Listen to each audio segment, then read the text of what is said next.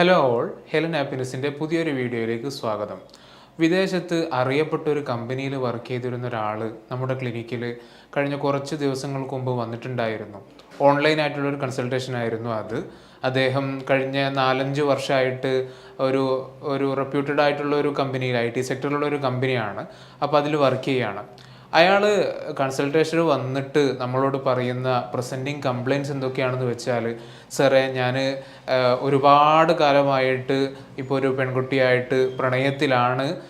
പക്ഷേ ഇതുവരെയും വീട്ടിലൊന്നും അറിഞ്ഞിട്ടുണ്ടായിരുന്നില്ല. നമ്മൾ തമ്മിൽ വളരെ രഹസ്യമായിട്ടായിരുന്നു ഇതുവരെയുള്ള കമ്മ്യൂണിക്കേഷൻസ് ഒക്കെ ഉണ്ടായിരുന്നത്. പക്ഷേ ഇപ്പോൾ അവളുടെ വീട്ടിൽ കല്യാണത്തിനെ കുറിച്ചൊക്കെ ആലോചിക്കുന്നൊക്കെ തുടങ്ങിയിട്ടുണ്ട്. അപ്പോൾ അവൾ തന്നെ അവളുടെ വീട്ടിലൊക്കെ അതിനെക്കുറിച്ച് പറഞ്ഞു. അപ്പോൾ തുടക്കത്തിലൊക്കെ ഭയങ്കരമായിട്ടുള്ള പ്രശ്നങ്ങളൊക്കെ അവരുണ്ടാക്കിയിട്ടുണ്ട്. പക്ഷേ ഇപ്പോൾ ഏതായാലും ഇങ്ങനെയൊക്കെ ആണല്ലോ, ഇങ്ങനെയൊക്കെ ആയല്ലോ എന്നുള്ള നിലക്ക് അവർ കല്യാണത്തിന് റെഡി ആണെന്നുള്ള നിലക്ക് അവർ പറഞ്ഞിട്ടുണ്ട്.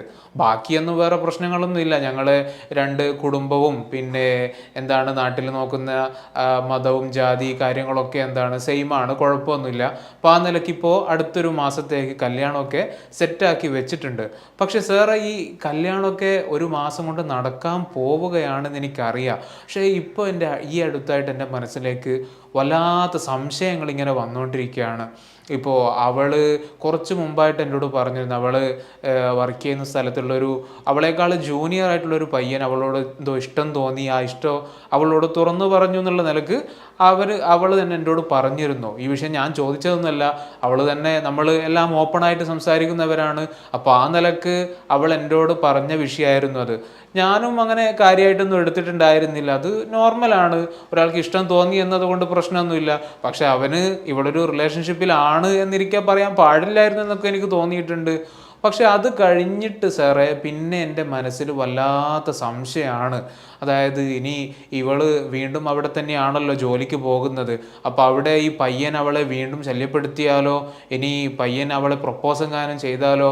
ഇവളെനിക്കറിയാം ഒരു തരത്തിലും അവനോട് പോകില്ല, അവൻ്റെ കൂടെ പോകൂല, അല്ലെങ്കിൽ അവനെ ആന്തലക്കി എടുക്കൂ, അങ്ങനെയുള്ളൊരു പെൺകൊച്ചൊന്നും അല്ല എനിക്കറിയാം. കാരണം ഞങ്ങൾ കഴിഞ്ഞ 4-5 വർഷമായിട്ട് നല്ലൊരു പ്രണയത്തിലുള്ളതാണ്.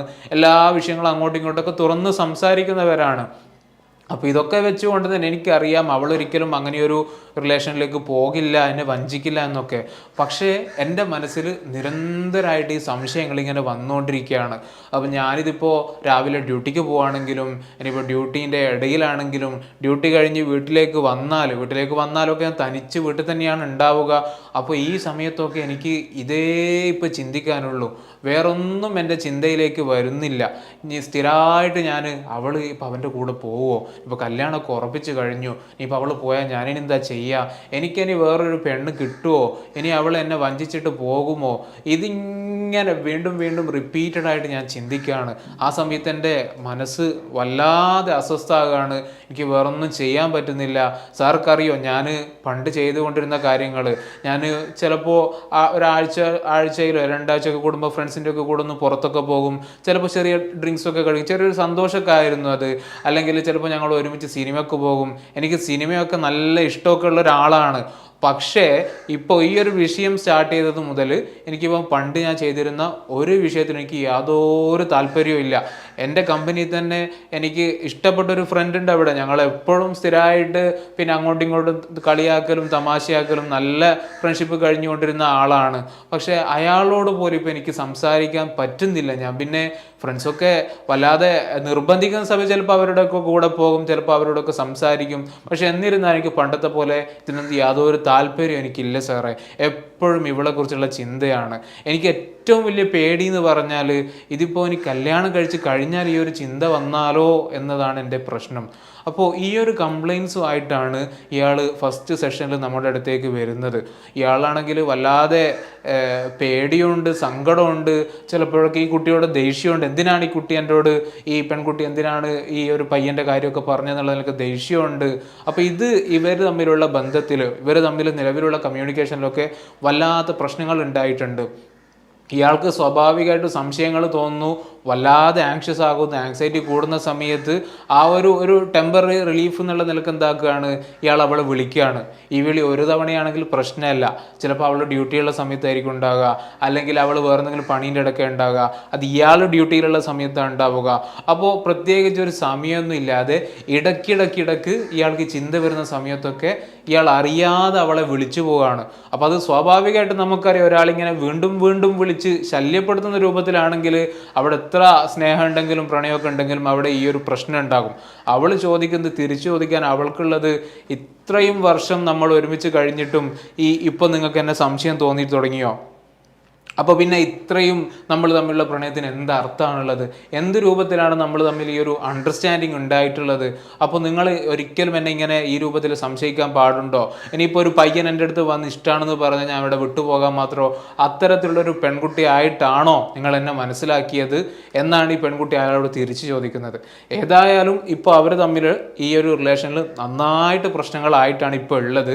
അപ്പോൾ ഇതിൽ എന്തെങ്കിലും ഒരു പരിഹാരം, സാറേ എനിക്കറിയൂല ഇത് എൻ്റെ ഭാഗത്താണ് പ്രശ്നം, ഇനി അതല്ല അവളുടെ ഭാഗത്താണോ പ്രശ്നം എന്നൊന്നും എനിക്കറിയില്ല, ഇതെങ്ങനെയെങ്കിലും സാർ ഒന്ന് പരിഹരിച്ച് തരണം, എന്തെങ്കിലും ഒരു പ്രതിവിധി തരണം എന്നുള്ള നിലക്കാണ് ഇയാൾ നമ്മുടെ അടുത്ത് വരുന്നത്. അപ്പോൾ ഫസ്റ്റ് സെഷനിൽ ഈ രൂപത്തിൽ പ്രസൻറ്റ് ചെയ്തുകൊണ്ട് തന്നെ ഇനി ഇവർ തമ്മിലുള്ള വേറെ എന്തെങ്കിലും കമ്മ്യൂണിക്കേഷനിൽ ഇഷ്യൂ ആണോ, വേറെ എന്തെങ്കിലുമൊക്കെ ആണോ, ആ നിലക്കുള്ള ഒരുപാട് ആലോചനകളിലേക്ക് നമ്മൾ പോകും സ്വാഭാവികമായിട്ടും. പിന്നെ ആ സമയത്ത് വേറൊന്നും ചെയ്തിട്ടൊന്നുമില്ല. ഫസ്റ്റ് സെഷനിൽ ഇയാളെ കേട്ടു കഴിഞ്ഞു, ഇയാളുടെ ഫീലിങ്സും കാര്യങ്ങളൊക്കെ നമ്മൾ വാലിഡേറ്റ് ചെയ്ത് കൊടുക്കും, നല്ലൊരു തെറാപ്യൂട്ടിക് അലയൻസ് ഒക്കെ ഉണ്ടാകും. അപ്പോൾ ആ നിലക്കാണ് നമ്മൾ ഫസ്റ്റ് സെഷൻ പോയത്. അപ്പോൾ ആ ഒരു സമയത്ത് തന്നെ നമ്മൾ ഇനി വേറെന്തെങ്കിലും ആകാൻ സാധ്യതയുണ്ടോ, ഇവർ തമ്മിൽ വേറെന്തെങ്കിലും, ഈ സംശയമൊക്കെ പറയുന്ന സമയത്ത് സ്വാഭാവികമായിട്ട് അവിടെ OCD ഒരു ചാൻസ് ഒക്കെ ഉണ്ട്. അപ്പോൾ അത് ഏതായാലും അടുത്തൊരു സെഷനിൽ നോക്കാമെന്നുള്ള നിലക്കായിരുന്നു നമ്മൾ ഫസ്റ്റ് സെഷനിൽ പിരിഞ്ഞിട്ടുണ്ടായിരുന്നത്. അപ്പോൾ സെക്കൻഡ് സെഷനിൽ വന്നു. സെക്കൻഡ് സെഷനിൽ പറഞ്ഞപ്പോൾ ഇയാൾ പറഞ്ഞു, പിന്നെ ഇപ്പോൾ കുറച്ചൊരു വ്യത്യാസമൊക്കെ ഉണ്ട്. പിന്നെ ഇപ്പോൾ ഇന്നലെ ഞാൻ എൻ്റെ അടുത്തൊരു പരിചയക്കാരൻ്റെ വീട്ടിലൊക്കെ പോയി, അത് ഞാൻ അയാളോട് പറഞ്ഞതായിരുന്നു, അയാളെ ശ്രദ്ധ ജസ്റ്റ് ഒന്ന് ഡൈവേർട്ട് ചെയ്യാന്നുള്ള നിലക്ക്. അപ്പോൾ ആ നിലക്ക് അങ്ങനെയൊക്കെ പോയിരുന്നു സാർ. പക്ഷേ എനിക്ക് എന്താണെന്നറിയില്ല, ഇപ്പോഴും അതേപോലെ തന്നെയാണ്, സന്തോഷമൊന്നും ഇല്ല, ഇപ്പോൾ ഒന്നിനൊരു മൂടില്ലാത്തൊരവസ്ഥ തന്നെയാണ്.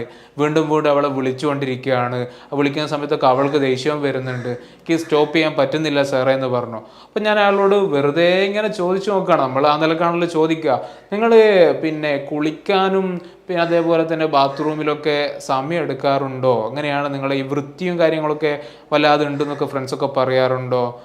അതെന്താ സാറേ അങ്ങനെ ചോദിച്ചത്? ഞാൻ ചോദിച്ചാൽ അല്ല, ഞാൻ ഈ ഒരു ഡയഗ്നോസിൻ്റെ ഭാഗമായിട്ട് ചോദിക്കുന്നതാണ് സാറേ, എനിക്ക് അങ്ങനെയുള്ള ഒരാളാണ് ഞാൻ.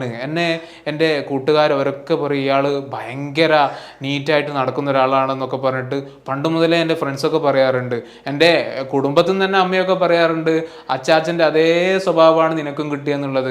ചിലപ്പോൾ വായിൽ വെള്ളമാക്കിയിട്ടൊക്കെ പ്രത്യേക ശൈലിയിൽ ശബ്ദമൊക്കെ ഉണ്ടാക്കിയിട്ട് അത് കൊപ്പിളിക്കണം, അപ്പോൾ അവർ പറയും അച്ചാച്ചൻ ഇതേപോലെയായിരുന്നു എന്ന്. അപ്പോൾ ആ നിലക്ക് എനിക്ക് അങ്ങനെയൊക്കെ ഉണ്ട് സാറേ. ഞാൻ പാത്രങ്ങളൊക്കെ കഴുകുന്ന സമയത്ത് ഞാൻ ശ്രദ്ധിക്കാറുണ്ട്, ചിലപ്പോൾ ഒരു തവണ 2 തവണ കഴുകാൻ എനിക്ക് മതിയാവില്ല, കാരണം അവിടെയൊക്കെ സോപ്പ് ഉണ്ടാവുമല്ലോ, അവിടെയൊക്കെ സോപ്പിൻ്റെ ഇതൊക്കെ പറ്റി പിടിച്ചിട്ടുണ്ടാവും. അപ്പോൾ ചിലപ്പോൾ ഞാനൊരു 10 തവണയൊക്കെ എടുക്കും. ഇപ്പം എൻ്റെ റൂമിലുള്ള അവരുടെ കാര്യങ്ങൾ എനിക്ക് ചിലപ്പോൾ ഇത് പറ്റിക്കൊള്ളില്ല, അവർ ഒരു തവണ കഴുകിയ പിന്നെ പാത്രം കൊണ്ടായിരിക്കും ഭക്ഷണം കഴിക്കുക.